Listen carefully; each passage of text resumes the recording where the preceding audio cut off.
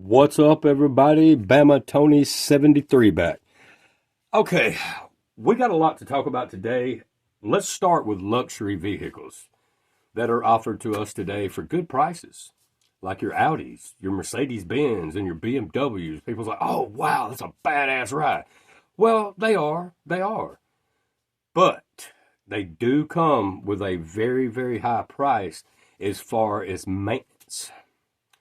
Okay, and what I mean is, if you can't work on the car, or you don't have, if you're a female and don't have a boyfriend or husband that can work on the car, you're going to be paying a lot of money. You're better off getting a Toyota or a Honda. Okay, if you can work on the car and you're a guy and you can work on the car, and you got a blown head gasket, it's no big deal for you to pull the head and replace all that, and and do a valve job while you're there and all that kind of stuff, then okay, I highly recommend owning one because they're nice. They're very nice. But if you cannot work on the car, it's not worth owning because you're not going to want to deal, you're not going to be able to, if you're just a regular blue collar worker or whatever, and you're not a wealthy person, you're not going to be able to handle the maintenance prices on the cars. Okay, it's just that simple.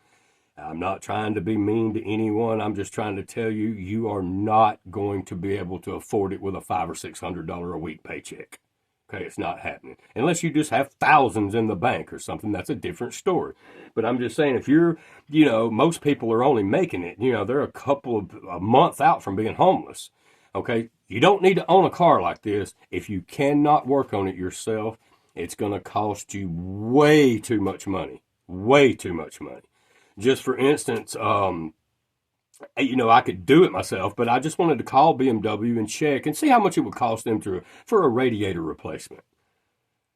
I mean, dude called me back and said $1,370, and that includes everything, and I could have it by Tuesday morning and all this kind of, so that just goes to show what it costs to own a BMW. Audi's going to be the same, Mercedes Benz the same scenario and prices pretty much. And this is something that I could get my radiator on eBay or FCP Euro. I got mine on eBay for like $230. I put it in myself in about an hour. And he was trying to charge me $1,400 and something dollars, and the car was not even drivable. I couldn't even drive it to him to have him to do the job. I would have had to gotten BMW to come pick the car up and tow it to the Irondale dealership down there. That's going to be an additional $500-$600, I'm sure. So I'm looking at over $2,000 for just a radiator replacement. Okay, so let's get into how much it's going to cost for them to pull your head, replace a head gasket, and then for them to do your valve, do a valve lapping job, do a valve job on your car. I've read $3,500, $4,000.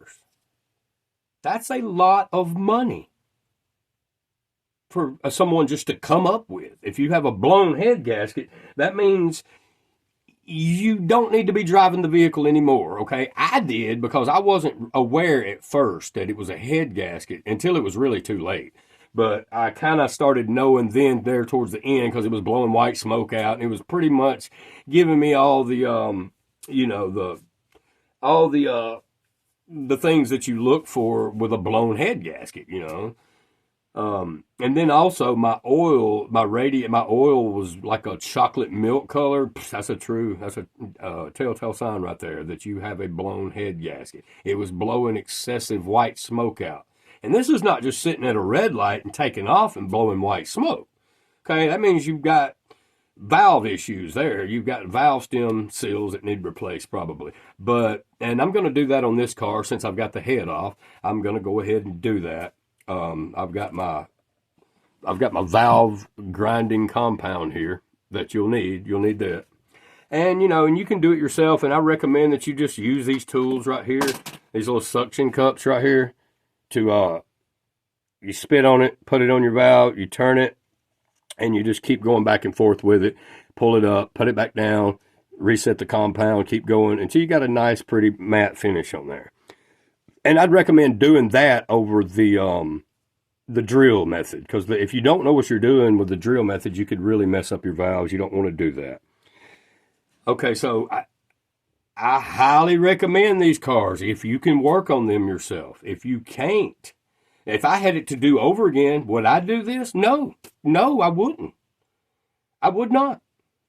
I would have got just a little Honda Accord or something like that that's good on gas. Because this car, I was thinking, okay, well, this BMW sure does look good, and the interior looks really good. The engine looks really nice and clean.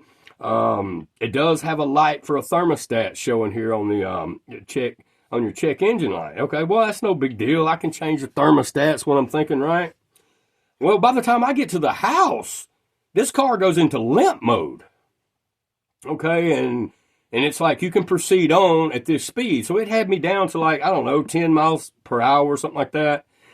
I coasted into my yard. I shut it off. I ordered a thermostat. I installed it. Everything seemed fine. Then, all of a sudden, on startup, I started seeing these big puffs of white smoke come out of the back of the tailpipe, right? I'm thinking, God, man, because I knew, that could possibly be a head gasket issue. But I'm thinking maybe it just had some, burn oil down on the turbo. I don't know. Maybe, I'm just thinking, maybe that's what it could be. It could possibly, just a little oil burning out, no big deal. But it started, it was doing this every time on startup. And it would smoke excessively for about, 10 minutes. And then I'll take off and I drive. Everything's fine. Plenty of compression. So I just kept blowing it off, because the car was running good. Then one day on the way back from Tuscaloosa doing a chimney job or air duct job, the car went into limp mode and it lost severe compression. It would not allow me to drive any further. Okay, so on the side of the road I was, Casey and I. So I'm sitting here thinking, okay, well, the money that I just made off this job, I'm going to have this car towed to my yard and figure out what's going on with the car. Okay, you've got a major problem here, you could crank it. It would start right up. And then when you put it into drive, it would go dead. Okay, it would not allow you to drive the vehicle and cause further damage to the vehicle. That I do love about the BMWs and Audis and Mercedes. They will not allow you to do further damage. But the damage was already done to this car. And it was severely done. It blew a chunk right here on cylinders 1 and 2 on the block. It blew a piece off of the aluminum block. I had it TIG welded. You can't even tell now. So I'm going to use it. It looks beautiful, straight edge. There's a restoration company down in Leeds, Alabama. They restore 18-wheeler engines, Peterbilt, Kenworth, all that kind of stuff. And they do work on small engines like this. And I sent the guy a picture. I said, is this something that you can do? And he said, $250, bring it on. All right, so when I get it back, I'm like, okay, well, I drive kind of fast at times. Is that cool? He said, drive it like you stole it. So he was pretty for sure about his job, and his job looked great, man. You can't even tell. You cannot even tell. So I'm real confident with his fix. I'm real confident with that.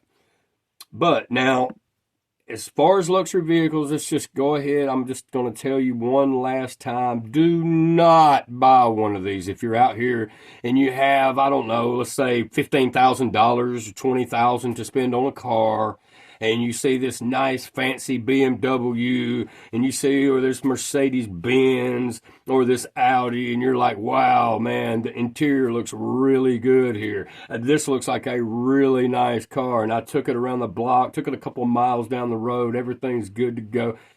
Do not buy it unless you're prepared to work on it yourself. Okay, because the prices of maintenance on these cars, if you can't work on it yourself, it's gonna send you to the streets, homeless. Okay, so I'm just telling you, there's no way that you can afford to drive a vehicle like this unless you're a wealthy person or you can work on it yourself. It's that simple. Okay, but moving on. Now, here we are right here with what I'm doing here. Let me see if I can get this camera down here.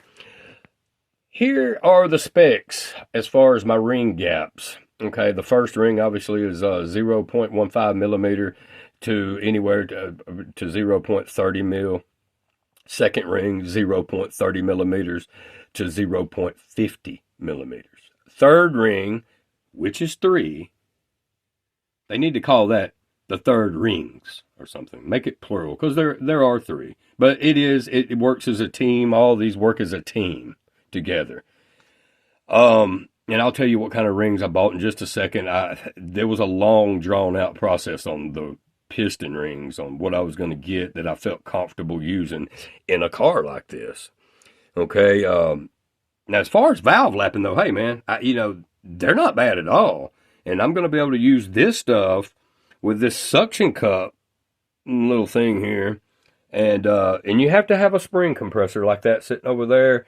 And I got another one on the way for the intake side, but that one's for the exhaust side and the other springs. But you have to have a special tool to get the intake springs off. But getting back here, I haven't checked the gap or anything like that, and they claim you don't have to. It's 84 mil, whatever, around across the board. But I'm still going to check my ring gap and make sure everything's good to go. But as far as Molly rings goes, I was going to go with Molly, and then I got to looking around and just checking, and everyone I was running into was like, they have these boxes, and it's a fancy box like these, nice looking box, with no instruction, no correct orientation on how it goes. I don't want to buy anything like that. Even though I know how to put it in, it sounds like a knockoff, a China knockoff to me, is what it sounded like. So I went on with the NPRs here. They cost me a little over 120 for 4 boxes to do 4 rings, and it's this one's in Germany. I got these from Lithuania in like 3 days.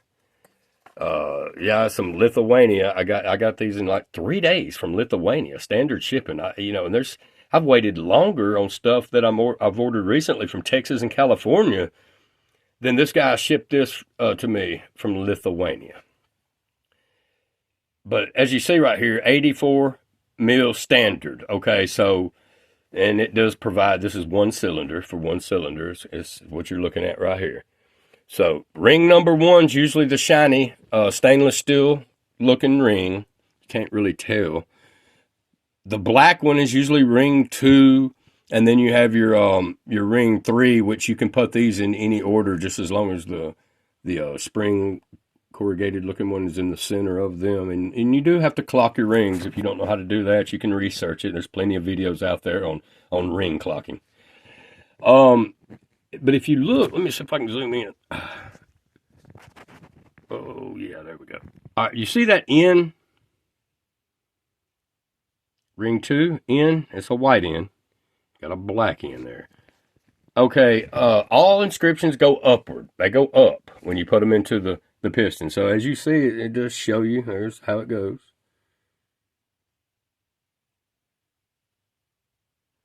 And these don't have any markings or anything like that on it, any type of engravings with lettering or anything like that.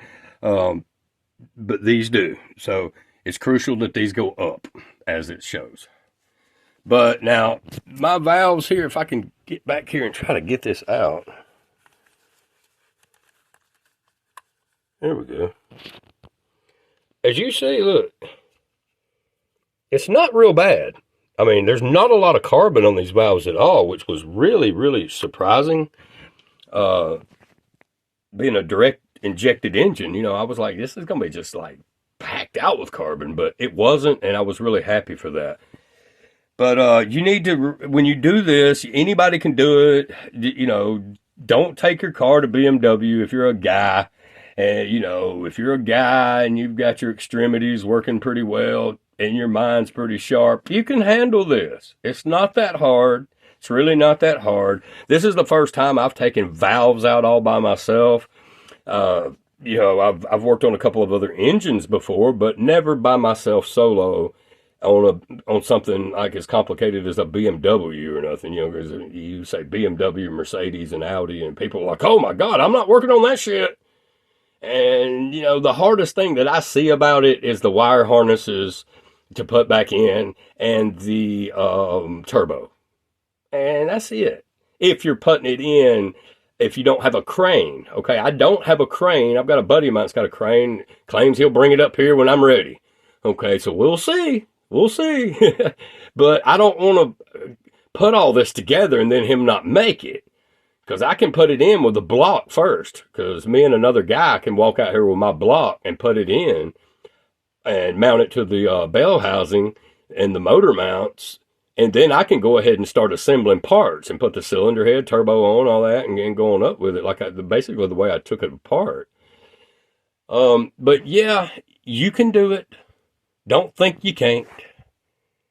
It's a lot of work. It's a lot of work, and it can get overwhelming. But just make sure that you take all your bolts and all your bolts, all the torque bolts and stuff like that, and put them in bags and label them. Because if you don't do that, it could you're going to be in a mess, man. Because I'm telling you, like I checked the other day, E10s. I need a couple of E10s for my shield, the heat shield that goes over the turbo. They want $20 for a little bitty short E10 Torx. Okay, and it takes 3. So that's $60. Well, it'd be about $70 with tax for 3 little E10s. So keep up with your bolts. Trust me, you're going to want to do that. And you're going to want a little oil can, to squirt oil on, like you're going to want to definitely, when you're lapping, put some oil on your stem. There's plenty of videos out there on lapping, so I'm not going to get into doing that. Go to Beamer Doctor is where I would go. Bimmer Doctor. Check him out. This guy right here is working on this same motor, and he just uploaded part 4 of 328i project, or project 328i rather. But this guy shows you everything down to putting the wire harnesses back on, setting the timing, putting the damn alternator back on, the serpentine belt, everything. Okay, so everything is included in his videos. So watch part 1 to part 4.